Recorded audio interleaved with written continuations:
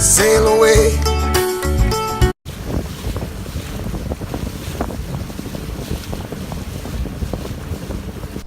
Hi everyone, we're spending this beautiful afternoon on the water, one of our favorite places to be.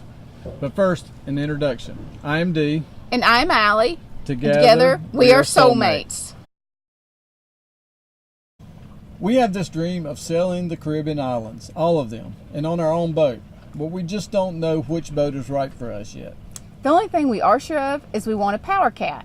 A power cat is basically just as simple as a sailing catamaran without the sails. One big difference is they have bigger engines than the sailing cats do. But why a power cat over a sailing cat? We will explain our decision a little later.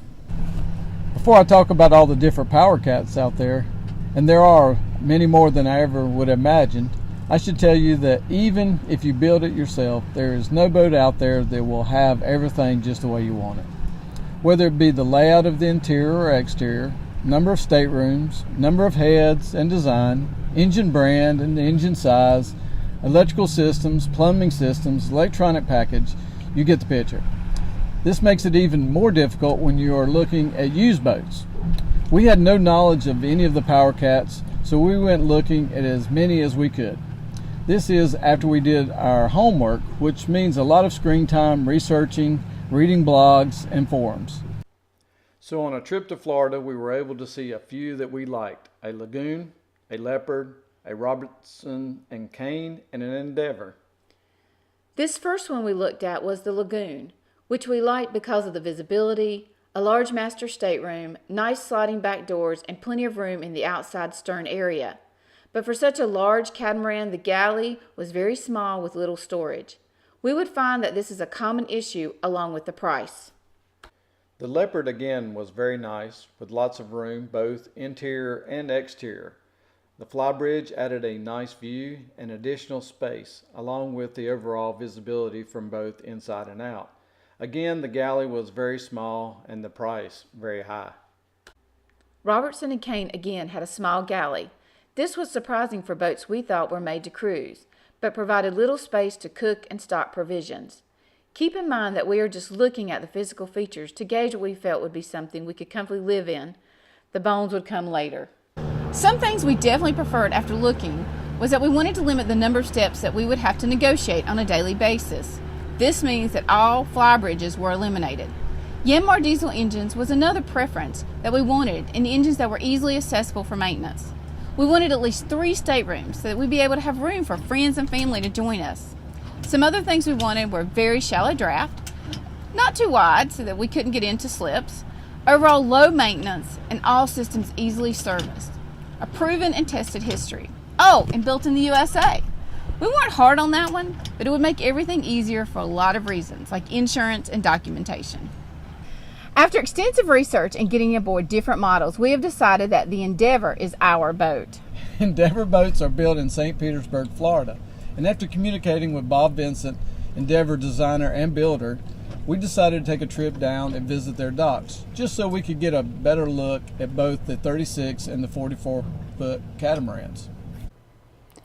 The Endeavor Boatyard and Docks was an exciting learning experience, getting to see how massive the boats really are, even though these power cats come in with an 18-foot beam.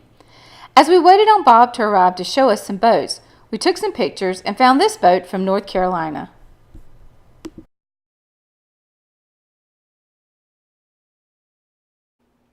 We met Bob Vincent at his docks in St. Petersburg and got a brief history of Endeavor. He has been designing and building boats for over 30 years.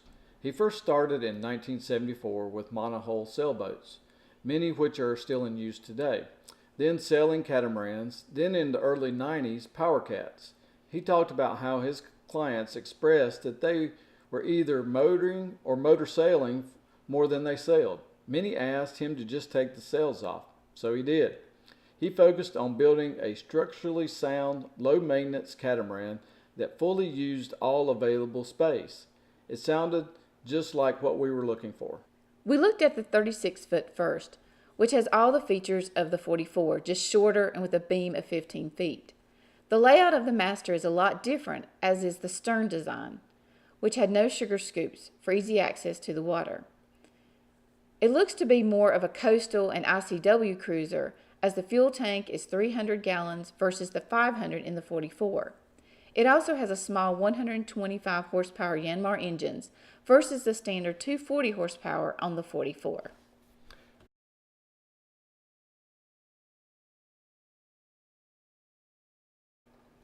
Next, we looked at the 44 and were surprised at the feel of how much more room it felt like it had over the 36.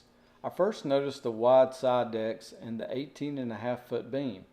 Some other features are the 3-foot draft, height of around 18 feet, no fly bridge, easy to get from the helm to the bow or stern, and fewer steps than most Power Cats.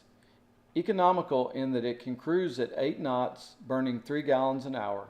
Overall, there was storage everywhere that could be, and especially in the galley over any other Power Cat that we had seen.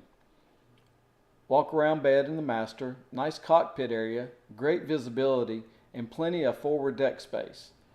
The solar system seemed to be sufficient, as did the plumbing, electrical, generator, and electronics. The Endeavor seemed to have the major things we were looking for, had we found the make and model we wanted. The biggest of all factors is cost. We haven't mentioned this yet because we weren't sure how high or how low we wanted to go at first. Well, we knew we didn't want to go over $300,000, even though our plan was to eventually sell everything and move aboard. We wanted to be smart with our money. We didn't want to go too low and end up with a boat with a lot of problems. We eventually settled on $250,000 as a maximum, and based on our searches, we felt if we were patient, we could find the right boat at the right price for us. We mentioned that we would revisit the question of why a Power Cat over a sailing cat. Here are our thoughts that led to our decision. Bob had already told us that at least 60% motoring to 40% sailing at best. During our research, we actually found it to be probably closer to 70 to 30 motoring versus sailing. Why have all the extra rigging, sails, maintenance, and expense if that is true? Well, the most obvious reason is crossing oceans, but we were comfortable at this point of not crossing any oceans. We did want enough capacity to cover 500 to 600 plus miles before needing fuel. This would get us anywhere in the Caribbean and further if we wanted. Another factor, and this may seem lazy to some, but we honestly didn't want the extra work involved in sailing. We will leave that to the younger or to those that started learning much earlier than we did. Height was another thing that came into our decision. A Power Cat can go under most bridges, while a sailboat would have to wait on openings for most bridges. We don't know if anyone, maybe our friends and family, will actually watch this video or others that we'll be creating to share our journey. But if you have watched, we hope that it has been helpful. Please keep in mind our video editing skills are at the novice level. Most of our time has been spent working, but most of our free time has been used to research boats. If you want to continue to follow us, check out our links, which are in the comment section below.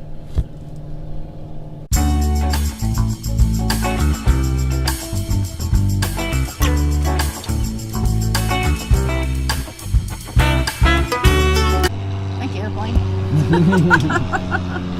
I guess I'll read it again. See what's coming in. Yeah, maybe so. You can cut all that up, right? I can, or we could just do the whole thing one more Do time it and one see more if we time. get it better. So I don't have to chop so much. This means that all. I am D. And I am Allie, and we are soulmates. Oh, I'm sorry.